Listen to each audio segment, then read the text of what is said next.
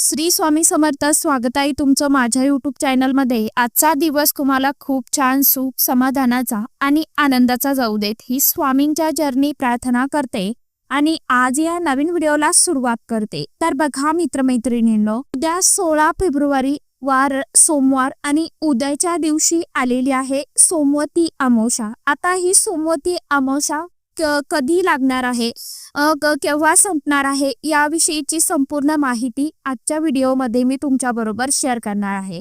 त्यामुळे आपल्याला या सोमवती अमावस्येच्या दिवशी, त्याचबरोबर सोमवती अमावस्या उद्या जरी लागणार असली तरी आपण मंगळवारच्या दिवशी आणि सोमवारच्या दिवशी या अमावस्येच्या दोन्ही दिवशी आपण हा उपाय करू शकतो. आपल्याला एक नारळाचा उपाय जो आहे तर तो करायचा आहे. कारण की तुम्ही कधी असा विचार केला आहे का की घरामध्ये भरपूर प्रमाणामध्ये पैसा येतो, परंतु पैसा जो आहे तर तो घरात टिकत नाही. काम हातात येतात परंतु पूर्ण होत नाही. घरामध्ये सर्वजण कष्ट मेहनत प्रयत्न करत असतात, तरीही वातावरणात कुठेतरी ताण तणाव अस्वस्थता आणि न दिसणारी अडचण कायम जाणवत राहते. होय, बरोबर ऐकताय तुम्ही. कारण की त्या सोमवती आहे. सोमवती अमावस्या ही केवळ एक साधी अमावस्या नाही. हा दिवस असा मानला जातो की योग्य श्रद्धेने केलेला एक छोटासा उपाय सेवा सुद्धा वर्षभराची दिशा बदलू शकते. त्यामुळेच आज मी तुम्हाला एक अतिशय अत्यंत परंतु सोपा आणि प्रभावशाली असा उपाय सांगणार आहे. हा उपाय अनेक घरामध्ये वर्षानुवर्ष केला जातो आणि हा उपाय जुनी लोक खूप करायची बघा. कारण की परंतु योग्य पद्धत आणि योग्य वेळ माहीत नसल्यामुळे आपल्याला काही वेळा अपेक्षित फळ प्राप्त होत नाही. त्यामुळेच तुम्ही हा व्हिडिओ स्किप न करता शेवटपर्यंत नक्की बघा. कारण की आपल्याला उद्याच्या दिवशी म्हणा किंवा परवा म्हणजेच सोमवारी किंवा मंगळवारला आपल्याला हा जो नारळाचा उपाय आहे तर तो करायचा आहे. हा उपाय कशा पद्धतीने करायचा आहे, त्याचबरोबर कोणत्या वेळेमध्ये करायचा आहे, याविषयीची संपूर्ण माहिती आजच्या या नवीन व्हिडिओमध्ये मी तुमच्या बरोबर शेअर करणार आहे. त्यामुळे तुम्ही हा व्हिडिओ स्किप न करता शेवटपर्यंत नक्की बघा. चॅनलवरती तुम्ही जर हा व्हिडिओ पहिल्यांदा बघत असाल तर चॅनलला आवर्जून सबस्क्राईब करा आणि असेच नवनवीन माहितीपूर्ण व्हिडिओ बघण्यासाठी समोरील बेल आयकॉनलाही प्रेस करा. त्यामुळे काय होईल, जेव्हा कधी मी नवीन व्हिडिओ अपलोड करेल तर सर्वात अगोदर त्याचं नोटिफिकेशन तुम्हाला मिळेल आणि तुम्ही एकही व्हिडिओ मिस करणार नाही. कमेंट बॉक्समध्ये हर हर महादेव किंवा मग ओम नमो भगवते वासुदेवाय नमः हा मंत्र सर्वांनी आवर्जून लिहा. तर बघा मित्रमैत्रिणींनो, हिंदू धर्म ग्रंथामध्ये अमावस्या आणि पौर्णिमा या दोन्ही तिथींना खास विशेष अनन्यसाधारण असं स्थान दिलं गेलं आहे. अमावस्या म्हणजे पूर्ण अंधाराची रात्र, परंतु या अंधारामध्ये एक गूढ शक्ती दडलेली असते बघा. ही रात्र केवळ पितृस्मरणाची नाही तर आत्मशुद्धी आणि घर शुद्धीची ही देखील आहे. धर्मशास्त्र सांगते की प्रत्येक अमावस्येला पितरांचं स्मरण आणि पूजन केलं पाहिजे. पण आपल्या व्यस्त आयुष्यामध्ये दर महिन्याला सविस्तर पूजा करणं हे प्रत्येकांना शक्य होत नाही. म्हणून किमान सोमवती अमावस्येला तरी श्रद्धेने पितृस्मरण आणि देवपूजन केलं पाहिजे. आता एक महत्वाची गोष्ट लक्षात घ्यायची आहे, कारण की अमावस्येच्या दिवशी आपण दिवाळीत सुद्धा लक्ष्मी पूजन करतो. म्हणजेच काय, लक्ष्मी प्राप्तीसाठी हा दिवस किती प्रभावी आहे याचा विचार करा. जर तुमच्या आयुष्यात वारंवार आर्थिक अडचणी समस्या येत असतील, उद्योग व्यवसायामध्ये अडचणी अडथळे येत असतील, घरामध्ये पैसा टिकत नसेल, तर यामागे केवळ नशीब नाही तर ऊर्जा आणि वातावरणाचा सुद्धा मोठा संबंध असतो. लक्ष्मी म्हणजे फक्त पैसा येणं किंवा पैसा घरामध्ये असणं असं नाही. कारण की लक्ष्मी म्हणजे शांती, सुख, समाधान, आरोग्य. त्याचप्रमाणे घरामध्ये कुटुंबातील एकोबा. ज्या घरामध्ये सकारात्मक वातावरण असतं, जिथे देवस्मरण असं केलं जातं, जिथे कृतज्ञता असते, तिथेच माता लक्ष्मी या स्थिर राहतात असं देखील म्हटलं जातं. म्हणूनच आज आपण जो उपाय समजून घेणार आहोत ना, तो केवळ धनासाठी नाही, तर घरातील जी काय आपल्या गरिबी आहे, नकारात्मक ऊर्जा आहे, तर ती दूर करण्यासाठी, त्याचबरोबर नजर दोष, नजर बाधा आणि दारिद्र्य हे दूर करण्यासाठी. आणि या उपायासाठी आपल्याला लागणार आहे एक साधा पण अतिशय अत्यंत पवित्र असा नारळ. बरोबर ऐकताय तुम्ही. फक्त एका नारळाचा योग्य पद्धतीने केलेला प्रयोग तुमच्या घराची ऊर्जा नक्कीच बदलू शकतो. आता बघा की नारळ इतका पवित्र का मानला जातो आणि त्यामागे शास्त्रीय आणि आध्यात्मिक कारण काय आहे. बघा, आपण अनेक धार्मिक विधीमध्ये नारळ वापरतो, परंतु कधी शांतपणे तुम्ही विचार केला आहे का की प्रत्येक शुभ कार्याची सुरुवात जी आहे तर ती नारळ फोडूनच केली जात असते. घरात नवीन वस्तू आणली, वाहन घेतलं किंवा एखादा आपण छोटा मोठा व्यवसाय सुरू केला, देवपूजा केली की सर्वप्रथम आपण काय करतो तर नारळ फोडत असतो, अर्पण केला जातो. हे फक्त परंपरा नाही, तर यामागे एक खोल आध्यात्मिक अर्थ आहे बरं का. नारळाला 3 ठिपके असतात, तुम्ही बघितलेले देखील असेल. या 3 चिन्हांना त्रिमूर्तीचा प्रतीक मानलं जातं. म्हणूनच सृष्टीची निर्मिती, पालन आणि संहार या 3 शक्तीचे प्रतिनिधित्व त्यामध्ये आहे असं मानलं जातं. की काही ठिकाणी या 3 ठिपक्यांची तुलना देवादिदेव महादेवांच्या त्रिनेत्राक्षी केली जाते. म्हणूनच सरळ, अतिशय अत्यंत शुभ आणि संरक्षण मानला जातो. नारळाचा बाहेरील कठीण कवच आपला अहंकार दर्शवतो. आतला शुभ्र मऊ भाग जो आहे ना, तर तो मनाची शुद्धता आणि शांतता दर्शवतो.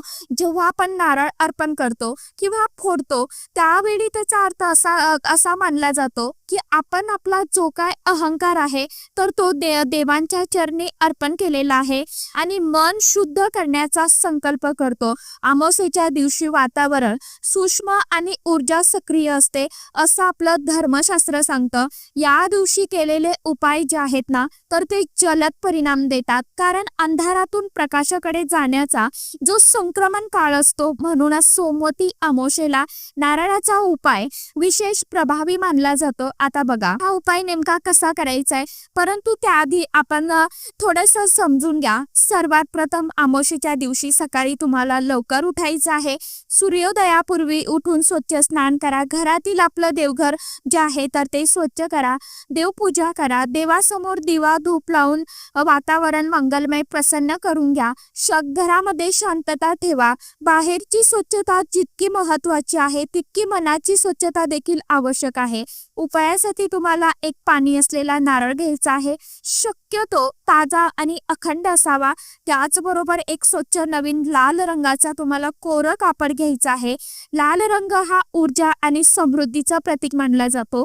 तसेच एक छोटी वाटी घ्या. त्यामध्ये तुम्हाला थोडंसं कुंकू जे आहे ना तर ते पाणी टाकून त्याचा तुम्हाला गंध तयार करायचा आहे. आता देवघरासमोर आसनावरती बसा. सर्वप्रथम माता लक्ष्मीच्या प्रतिमेसमोर तुम्हाला लाल कपडा जो आहे तर तो अंथरून घ्यायचा आहे. त्या नारळावरती तुम्हाला कुंकवाच्या सहाय्याने स्वस्तिक चिन्ह जे आहे तर ते काढायचं आहे. स्वस्तिक काढत असताना तुम्हाला स्वस्तिक मध्ये 4 डॉट द्यायचे आहे. साईडला 2-2 लाईन ओढायचे आहे. हे चिन्ह मंगल आणि रक्षणाचं प्रतीक मानलं जातं. यानंतर तो नारळ त्या लाल कपड्यावरती ठेवायचा आहे. कपड्यावरती ठेवल्यानंतर नारळाचं तुम्हाला विधिवत पूजन करायचं आहे. म्हणजे नारळाला तुम्हाला हळदी, कुंकू, अक्षता, एखादं फूल अर्पण करायचं आहे. धूप दीप ओवाळून घ्यायचं आहे. नारळाला नमस्कार करायचा आहे आणि त्या कापडामध्ये व्यवस्थित तुम्हाला बांधायचं आहे, गुंडाळून घ्यायचं आहे. आता इथे एक अत्यंत महत्वाची गोष्ट आहे. जर का घाईघाईत करता किंवा सोडून देतात आणि मग म्हणतात उपायांचा परिणाम झाला नाही, शांतपणे बसून तुम्हाला 108 वेळा माता लक्ष्मीचा जो तुम्हाला सोपा मंत्र येत असेल त्या मंत्राचं तुम्हाला पठण करायचं आहे. त्यानंतर 108 वेळा गायत्री मंत्र जो आहे ना तर तो तुम्हाला पठण करायचा आहे. प्रत्येक जप मनापासून करा. घाई करू नका, शांततेत करा. शक्य असेल तर जपमाळ वापरा किंवा मग तुम्ही मनात जप केला तरी देखील चालणार आहे. आपल्या घरातील आर्थिक अडचणी, समस्या, ताणतणाव यापासून मुक्त होण्यासाठी आपल्याला मनोमन प्रार्थना करायची आहे. जप पूर्ण झाल्यानंतर दोन्ही हात जोडून माता लक्ष्मीचं, आपल्या कुलदेवीचं स्मरण करायचं आणि मनातील सर्व चिंता त्यांच्या चरणी अर्पण करायची आहे. आता बघा, हा नारळ कुठे ठेवायचा, यामुळे घराचं आपल्या संरक्षण कसं होतं हे देखील मी तुम्हाला व्हिडिओमध्ये समोर सांगणारच आहे. की बघा, खरी ताकद जी आहे ना उपायांची, तर ती इथेच घडलेली असते. अनेक लोक नारळाची पूजा करतात, मंत्र जप करतात, परंतु समोरची कृती योग्य प्रकारे करत नाही आणि म्हणून अपेक्षित परिणाम जे आहेत ना, तर ते आपल्याला दिसत नाही, काही वेळा जाणवत नाही. आपण म्हणतोय की उपाय करतोय, सेवा करतोय, परंतु त्या सेवेचं, उपायांचं फळ जे आहे तर ते मिळत नाही. आता म्हणूनच आपल्याला जप आणि प्रार्थना पूर्ण झाल्यानंतर तो लाल कपड्यामध्ये गुंडाळलेला नारळ हातात घ्या. आता हा नारळ तुम्हाला तुमच्या घराच्या मुख्य दरवाजावरती बांधायचा आहे. जो मेन दरवाजा आहे ना, त्यावरती तुम्हाला बांधायचा आहे. आतल्या बाजूला बांधला तरी देखील चालेल, बाजूला बांधला तरी देखील चालेल. तो मुख्य प्रवेशद्वारा जवळच असला पाहिजे, फक्त एवढी आपल्याला काळजी घ्यायची आहे. आता तुम्ही म्हणाल की दरवाजावरच का? कारण घरात येणारी प्रत्येक ऊर्जा, प्रत्येक व्यक्ती, प्रत्येक विचार हा मुख्य दरवाजामधूनच प्रवेश करत असतो, बरोबर ना? वास्तुशास्त्रानुसार मुख्य प्रवेशद्वार हा घराचा मुख मानला जातो. जसं आपल्या शरीराला डोळे, कान, तोंड आहेत, त्याचप्रमाणे घराला मुख्य प्रवेशद्वार असतं. जेव्हा एखादी व्यक्ती तुमच्या घरात येते ना, त्यावेळी तिच्या मनातले विचार, भावना, मस्कर, चांगुलपणा हे सगळे सूक्ष्म स्वरूपाने तिच्यासोबत येतात. जर एखाद्याच्या मनात आपल्याबद्दल नकारात्मक भावना असतील, वाईट भावना असतील, तर त्या ऊर्जेचा परिणाम घरावरती होऊ शकतो, असं देखील मानलं जातं. दरवाजावर बांधलेला मंत्र जप केलेला नारळ एक प्रकारचा आध्यात्मिक कवच तयार करतो. ज्या क्षणी कुणी त्या दरवाजातून प्रवेश करतो ना, त्यावेळी त्या नारळातील सकारात्मक ऊर्जा, सकारात्मक स्पंदने नकारात्मकतेला थांबवण्याचं काम करतात, असं श्रद्धेने मानलं जातं. यामुळे घरात नजर दोष, करणीबाधा, अनिष्ट शक्तीचा प्रभाव हा कमी होतो. लहान मुलं वारंवार आजारी पडणे, अचानक भांडण होणे, कामात अडथळे, अडचणी येणे, पैशाचा अपव्यय होणे, अशा गोष्टीमध्ये हळूहळू सुधारणा आपल्याला घरामध्ये नक्कीच जाणवू लागते. परंतु लक्षात घ्या, हा उपाय केल्यानंतर तुम्ही स्वतःही सकारात्मक राहिले पाहिजे. कारण फक्त वस्तू बदलून उपयोग नाही, मनाची दिशा बदलणे तितकंच गरजेचं आहे, महत्वाचं आहे. हा नारळ दरवाजावरती किमान एक पूर्ण दिवस आणि रात्र तुम्हाला तसाच राहून द्यायचा आहे. त्यानंतर तो उतरून म्हणजे काढून घ्यायचा आहे आपल्याला आणि वाहत्या पाण्यामध्ये तुम्हाला विसर्जित करायचा आहे, किंवा एखाद्या पवित्र वृक्षाखाली, झाडाखाली तुम्ही तो ठेवू शकता. घरात ठेवून त्याचा प्रसाद खाऊ नका. आता इथेच उपाय संपत नाही बरं का. सोमवती अमावस्येला अजून एक महत्वाची कृती करणे अतिशय अत्यंत शुभ मानलं जातं आणि ती म्हणजे शिवपूजन. कारण सोमवार हा भगवान देवादिदेव महादेवांचा दिवस मानला जातो आणि अमावस्या ही पितरांची तिथी. या दिवशी शिव आणि माता पार्वतीची पूजा केल्याने घरामध्ये स्थैर्यही, समृद्धीही येते, असं देखील सांगितलं जातं. आता बघा, शिवलिंगावरती नारळ अर्पण करताना कोणती पद्धत पाळायची असते, त्यातून कोणते लाभ जे आहेत तर ते आपल्याला मिळत असतात. ज्याच्या कामामध्ये अडथळे येतात त्यांच्यासाठी सोमवती अमावस्येचा दिवस हा केवळ लक्ष्मी प्राप्तीसाठी नाही, तर शिवकृपा आणि पितृकृपा, आशीर्वाद मिळवण्यासाठी देखील अतिशय अत्यंत फलदायी मानला जातो. या दिवशी शक्य असेल तर जवळच्या शिव मंदिरात जा, अवश्य जा. मन शांत ठेवा. हातात एक लोटा भरून पाणी घ्या आणि नारळ घ्या. सर्वप्रथम तो स्वच्छ पाण्याने धुवून काढा. एक बेलपत्र ठेवा. शक्य असल्यास पांढरी फुलं अर्पण करा.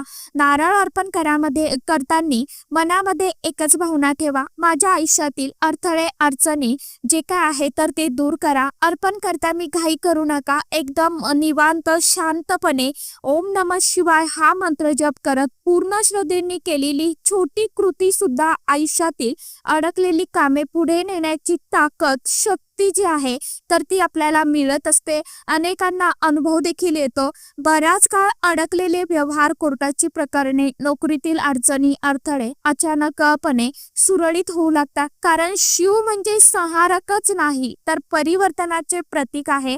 आता येतो अतिशय अत्यंत महत्वाचा भाग.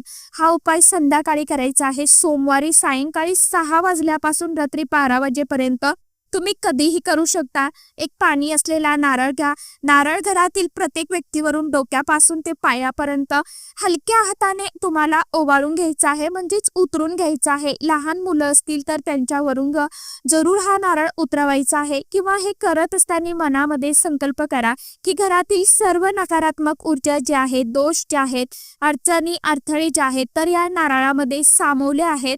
यानंतर देवघरासमोर उभे राहा. दिवा लावा. एका ताटात 7 कापुराच्या वड्या ठेवा. आता त्यावर नारळावरती एक कापुराची वडी ठेवा आणि ती लावून घ्या, म्हणजेच प्रज्वलित करून घ्या. कापूर जळत असताना मनामध्ये शांतपणे तुम्हाला महाराजांचं स्मरण करायचं आहे. श्री स्वामी समर्थ, श्री स्वामी समर्थ किंवा ओम नमः शिवाय, ओम नमः शिवाय हा मंत्र जप तुम्ही करू शकता. आता एक वडी संपली की लगेचच दुसरी वडी टाकायची. असं आपल्याला 7 वड्या ज्या आहेत तर त्या जाळायच्या आहे. ते वड्या पूर्ण कापूर जळून झाल्यानंतर तो नारळ देवघरासमोर फोडा. लक्षात ठेवा, हा नारळ कुणीही खायचा नाही. तो घराबाहेर नेऊन जाऊन पक्ष्यांना खायला ठेवा किंवा एखाद्या झाडाखाली ठेवा. श्रद्धेनुसार नारळातील पाणी घरातील नकारात्मक ऊर्जा शोषून घेते. कापूर जाळल्याने वातावरण शुद्ध होते, त्यामुळे घरात हलकेपणा आणि शांतता जाणवते. काही घरामध्ये अजूनपर्यंत सुद्धा ही पद्धत जी आहे ना तर ती पाळली जाते, केली जाते. एक नारळ घ्या, त्यावरती शेंदुराने त्रिशूळ काढा. तो घरातील प्रत्येक सदस्यावरून ओवाळून घ्या आणि नंतर मुख्य मेन दरवाजा जो आहे तर त्या उंबरठ्यावरती फोडा. त्या नारळाचे पाणी उंबरठ्यावरती शिंपडा. 2 तुकडे करून दरवाजाच्या दोन्ही बाजूंना ठेवा. पूर्ण दिवस आणि रात्र हे नारळाचे तुकडे तसेच राहून द्या. दुसऱ्या दिवशी ते बाहेर टाकून द्या. हा उपाय घराचं संरक्षण वाढवत असतो. अशा पद्धतीने सुद्धा तुम्ही हा उपाय करू शकता. आता ज्यांना हा उपाय उद्या करणं शक्य नाहीये, म्हणजे सोमवारला हा उपाय करणं शक्य नाहीये किंवा मग मंगळवार अमावस्येच्या प्रभावात करा. कारण की आता मंगळवारी सुद्धा अमावस्या दिवसभर असणार आहे. तर मग आता ज्यांना शक्य झालं त्यांनी उद्या उपाय करू शकता, म्हणजे सोमवारला. ज्यांना नाही शक्य झालं त्यांनी मंगळवारी दिवसभरामध्ये हा उपाय केव्हाही करू शकता. फक्त 12 ते 12:30ची वेळ तुम्हाला टाळायची आहे आणि इतर वेळेमध्ये तुम्ही हा जो उपाय आहे ना तर तो करू शकता. कारण की अमावस्या तिथी जी आहे तर ती 5:33 सुरू होणार आहे सोमवारी संध्याकाळी, म्हणजे सायंकाळच्या वेळेला. तर मंगळवारी अमावस्या कधी संपणार आहे बघा. अमावस्या संपतीये संध्याकाळच्या वेळेला मंगळवारी 5:30 म्हणजे मंगळवारी 5:30 वाजेपर्यंत अमावस्या असणार आहे. तर या दोनही दिवसामध्ये तुम्ही सांगितलेल्या पद्धतीने हा उपाय करू शकता. तर आशा करते मध्ये सांगितलेली माहिती सर्वांना समजलीच असेल. ज्यांना काही प्रश्न असतील, ज्यांना काही अडचण असेल, ज्यांना काही समजलं नसेल त्यांनी कमेंट बॉक्समध्ये विचारू शकता. तर चला, आजच्या व्हिडिओमध्ये इतकीच माहिती होती. कशी वाटली नक्की सांगा. व्हिडिओ आवडला तर चॅनलला आवर्जून लाईक, शेअर, सबस्क्राईब जरूर करा. परत भेटूया नवीन माहितीसोबत, नवीन व्हिडिओसोबत. तोपर्यंत सर्व माझ्या यूट्यूब परिवाराला श्री स्वामी समर्थ.